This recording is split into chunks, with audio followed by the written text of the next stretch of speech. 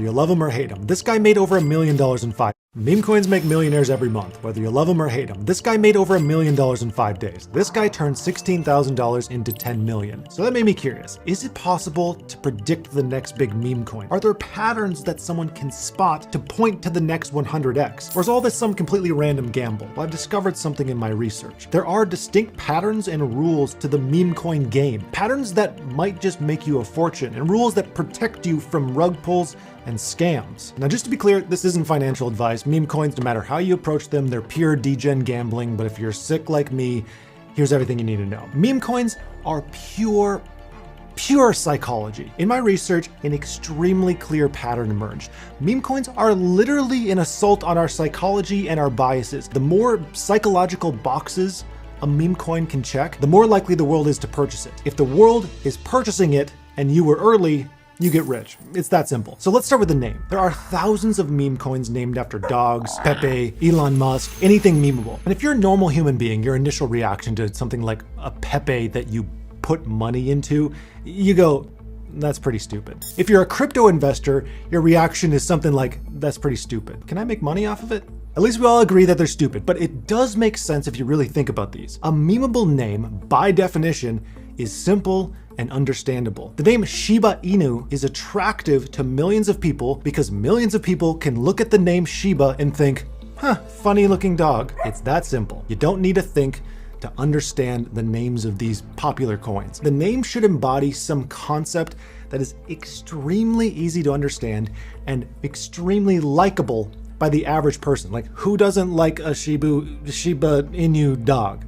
They're cute, they look funny. Like, that's it. It's that simple. That's our first checkbox. Now, of course, a good name, that isn't enough for a meme coin to blow up. People have to actually buy the thing. And that brings me to the friction of meme coins. Meme coins most often are built on larger market cap projects like Solana or Ethereum or whatever. The reason is pretty simple for this. Investors already have money in those large products, which means there's less friction to buy the tokens that are built on those layer 1 ecosystems. It's a lot easier to get an Ethereum holder to buy a meme coin that's built on Ethereum than it is to get someone to take some cash, transfer that to Ethereum, and then use that to buy some meme coin. If it's easier to buy, more people will buy it. And I have another important point on that later, but you need to hear this first. Think about this. On bigger projects like Ethereum or Solana or whatever, you have investors who have made tons of money in their initial investment into those tokens. Like someone who bought Ethereum early, now they're just sitting on some bags. But when you have a big win in crypto, you don't really feel like it's real money. It's in that token, it's not dollars,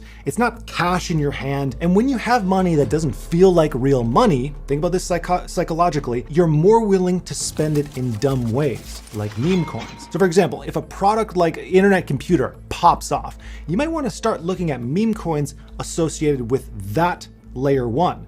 The reason being is you have a ton of investors actively looking for the next spot to park some of that cash. And of course, meme coins are often the loudest projects marketing-wise because they are just pure marketing. Plus, they're extremely simple to understand, so that's kind of an attractive place to park some of those gains that you made that don't really feel like real money. And yes, you need to be extremely careful with all this because while meme coins are subject to these capital flow principles, they're also completely insane. And they're subject to extreme cycles of hype that typically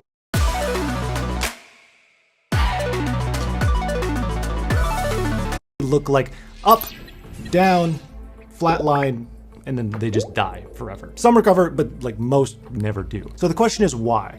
Why do they pump in the first place beyond what we've already talked about so far? The answer might lie in how the internet functions as a whole. But first, real quick, let me do a portfolio update. We've been doing a ton of trading over on the Finova Patreon page. Here's a recent trade that we did that resulted in a 14% gain in one day on a Matic short position. This was because we noticed the price would likely drop earlier in the day. You would have had access to that trade and many others like this 25% gain if you were a member of our Finova Patreon last week. Now, unfortunately, right now, we're totally sold out of spots on the Patreon. We will be for a while as we work on building out course material for current members, but for everyone asking, I'll let you know when we have more spots available. Now back to the internet and its influence on meme coins. This is super important. The internet is amazing at pushing whatever idea is currently popular. Meme coins are great at taking whatever's currently popular, riding that wave, and making some money off of it. When coins like Doge or Shiba Inu come out, they blew up. Then copycats wanted to jump on the bandwagon. So then they took that dog theme and then ran with it. Others just took the word Inu and attached anything they could think to it, like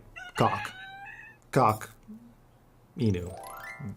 It's kind of funny. Then you have coins based on existing memes or ideas like Pepe or Jesus Coin, or coins based on anything that Elon does. Again, this is all fairly dumb, but it's actually tapping into something that's innately human, fad mentality. People love fads. If something's popular, people just flood to it. You see this all the time on social media, you know, those fancy cups that girls are just going nuts over at Target. Joe Rogan, ice baths, Yeezys, fads, they come and go. People can't get enough of them. For some reason, all of our brains are wired to bias towards thinking if something is popular, it has to be good. And meme coins are no different. Meme coins follow the same mentality, except they just directly monetize it.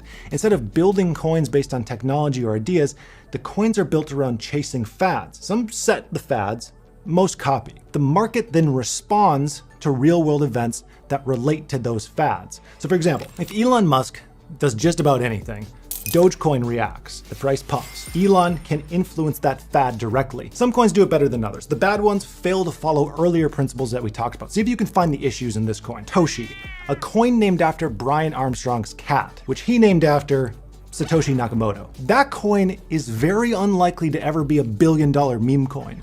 But why?